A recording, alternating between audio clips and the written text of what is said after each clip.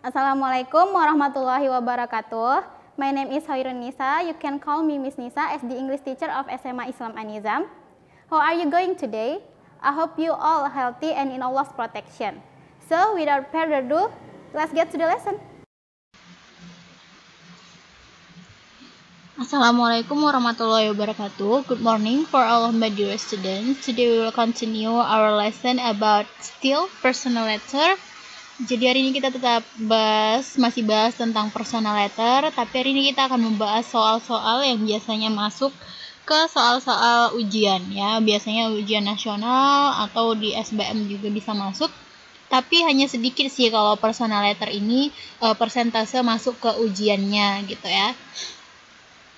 Nah, biasanya seperti jenis-jenis teks lainnya, kalau personal letter ini juga punya sama dengan soal-soal pembahasan yang genre teks lainnya, reading yang lainnya sama seperti yang ditanyakan itu seperti ini, tentang apakah teks di atas atau tentang apakah surat di atas, atau kalau dia misalnya advertisement atau announcement, mungkin ditanya tentang apa sih iklan atau pengumuman di atas gitu biasanya.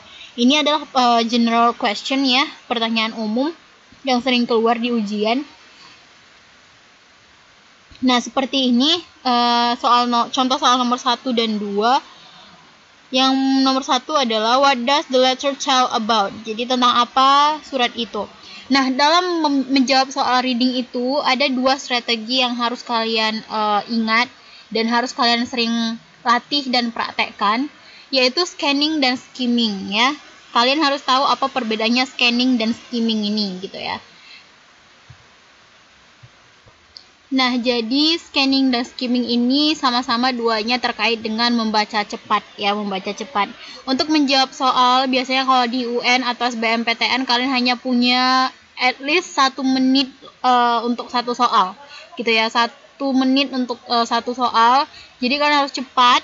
Nah, strateginya ini karena materi kita adalah personal letter, mungkin teksnya ini ya, suratnya kan pendek nih.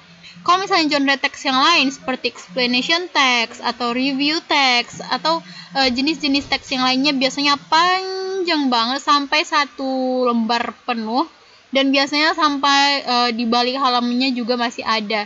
Nah, teks yang panjang seperti itu, tapi biasanya pertanyaan itu kalian harus mencarinya di inti dari semua teksnya atau di tengah-tengah dari teksnya itu gitu.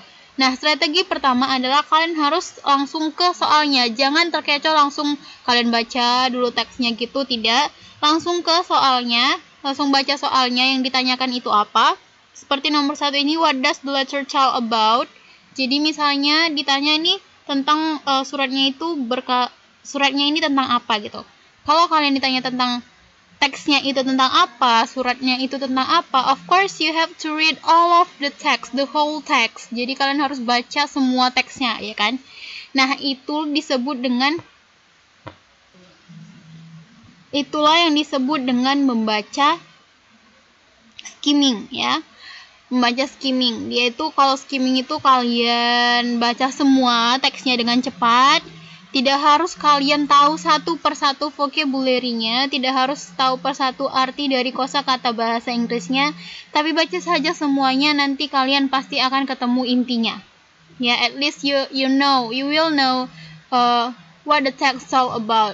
Jadi kalian tahu apa kira-kira yang dibicarakan dalam teks itu, intinya tentang apa gitu ya. Kalau kalian baca cepat gitu, di skimming dia gitu ya.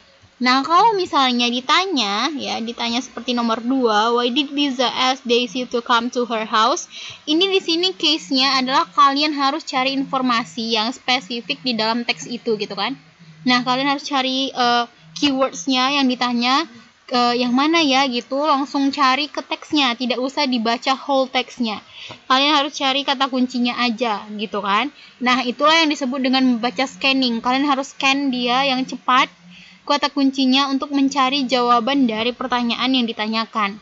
Itulah strategi ya yang biasanya Miss lakukan ketika menjawab soal reading yang panjang banget, apalagi di TOEFL tuh biasanya, di TOEFL atau SBMPTN. Nah, langsung kita ke soal nomor 1. Nomor 1 ditanya tentang apa surat ini, ya kan? Ada tentang apa surat ini. Kita langsung baca cepat nih suratnya. Dear Liza, I have received your letter asking me to meet you at your house this Sunday to discuss the urgent matter you have. I regret, however, to say that it will not be possible for me to see you on Sunday, as I already have a previous appointment. I shall see you on Monday next week at 5 p.m. hoping the change of date will be convenient to you. Nah, intinya di sini adalah dari awal kita sudah tahu kalau mereka akan ada janji pertemuan di hari Minggu gitu, dan di sini ada permintaan maaf si Liza karena tidak dapat memenuhi janjinya yang akan digantikan di hari Senin nantinya gitu ya. Jadi intinya adalah permintaan maaf dari si Daisy gitu ya. Jadi langsung kelihatan jawabannya adalah yang bagian D. So you have to that fast. Jadi harus cepat itu kalian menjawab soal reading supaya tidak kehabisan waktu. Karena biasanya di soal TOEFL atau SBMPTN itu biasanya kalian menjawab soal reading semua. Jarang yang grammar atau structure, itu hanya paling sekitar 40%. Sisanya adalah soal reading. Kalau TOEFL mungkin ada juga bagian dari false and true. Dia bagian grammar atau structure-nya. Tapi yang paling penting adalah yang paling biasanya terjebak adalah di bagian readingnya, karena kebanyakan orang membuang waktu di bagian readingnya, and then kehabisan waktu untuk menjawab, dan akhirnya asal-asalan menjawabnya.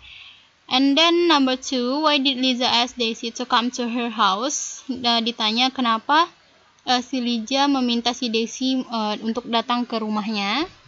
Jadi untuk mendapatkan jawaban dari soal ini, kalian harus tahu keywordsnya. Keywordsnya ini adalah ketika si Liza meminta si Daisy untuk datang, gitu ya kan? Nah, langsung kelihatan di line yang pertama, I have received your letter asking me to meet you at your house this Sunday to discuss the urgent matter you have. Nah, di sini adalah membahas tentang urgent matter yang dimiliki si Liza, gitu ya. Jadi jawaban yang paling tepat adalah di sini yang bagian B, yaitu Daisy would discuss her problem with Liza. Okay. Wait, I'm really sorry. I mean di sini Liza yang minta Daisy untuk datang, berarti salah. Daisy would discuss, berarti ini menjebak ya. Ini menjebak. Di sini seharusnya Liza would discuss her problem with Daisy. Ini seharusnya jawaban yang benar. Berarti yang paling tepat adalah yang bagian A. Liza wanted Daisy to solve her problem. Okay, next question number 3. What is the possible relation between the sender and the recipient? Nah, ini adalah the easiest question karena kalian di akhir letternya itu langsung kelihatan ini hubungan antara si penulis dengan penerimanya ini hubungannya apa, yaitu di bagian akhir, di bagian salutationnya itu ada, di bagian closernya itu ada your sincere friend. Jadi hubungan mereka adalah friends, dan yang paling tepat jawabannya adalah C. And then number 4, from the letter we know that. Jadi ini membaca skimming juga, kalian membaca the whole text secara cepat untuk mendapatkan ide pokoknya secara keseluruhannya itu tentang apa, gitu ya. Nah, pertanyaan nomor 4 ini kalian harus cross check ya, bagian A, B, C, D, E itu mana yang paling tepat sesuai dengan letternya yang di atas gitu ya. Nah, kita lihat dulu. Frody's mother was not ill before her death. Kita klarifikasi yang A ini benar apa tidak gitu, dia satu-satu dilihat ke teksnya. Karena kalau misalnya kalian baca dulu seluruhnya dan you haven't understood the text, jadi itu akan memperlama gitu. Jadi seharusnya kalian baca dulu, sebaiknya ya kalian baca dulu A, B, C, D, E-nya, lalu nanti di cross check dia. Nah, yang pertama, Frody's mother was not ill before her death. Dari yang paling pertama kita bisa lihat, it was a real sorrow that I heard this morning of your great loss. I knew your mother was ill. Jadi sebelumnya sudah tahu kalau ibu dari si Frody ini sudah sakit sebelumnya, ya kan? Sebelum kematiannya. Berarti yang A ini salah, karena katanya was not ill. Berarti salah. And then yang bagian B, Zen sent letter to Frody several weeks ago. Nah, kalian baca di sini tidak ada yang menyatakan bahwa si Jen ini mengirim surat kepada si Frody beberapa minggu yang lalu. Lalu kita cross yang A dan B. Yang C, Jen was very sorrowful to send the letter to his mother. Jadi si Jen ini mengirim surat ke, di sini katanya Jen sangat berduka cita untuk mengirim suratnya ke ibundanya. Tapi di sini si Jen ini mengirim suratnya kepada Frody, bukan kepada ibundanya. Berarti salah juga yang bagian C. Yang bagian D, Jen had known Frody's mother before. Ini bisa kita lihat di bagian yang I feel it also as a personal loss to myself, for your mother was always very kind to me. Jadi sebelumnya juga si Jen ini sudah kenal dengan ibunya si Frody. Berarti yang bagian D benar. Kita cek dulu yang bagian E, Frody is the only child in his family. Nah, of course ini salah karena kita lihat dari yang line pertama, I knew your mother was ill, for your brother told me. Jadi dia punya saudara laki-laki gitu ya. Jadi yang ini salah, berarti yang benar the right answer is bagian D. Jen had known Frody's mother before. Oke, question number 5. Ini yang paling sering muncul di semua jenis teks, di mana kalian harus tahu antonim dan sinonim dari sebuah vocabulary. Nah, yang ditanya di sini adalah what is the closest meaning of word sincerely? Sincerely itu adalah tulus. Jadi kira-kira yang mana? Yang A, B, C, D, E itu yang paling tepat? Yaitu yang bagian D, honest. Honest sama dengan sincerely, yaitu tulus. Jadi sebenarnya kalau untuk menjawab soal antonim dan sinonim ini, kalian harus sering-sering membaca genre text, lalu memperbanyak vocabulary kalian. So this all of kind of question or of personal letter materials. So if you don't understand, please ask me. If you have any question or any you don't understand yet, please ask me. And good luck for your post test.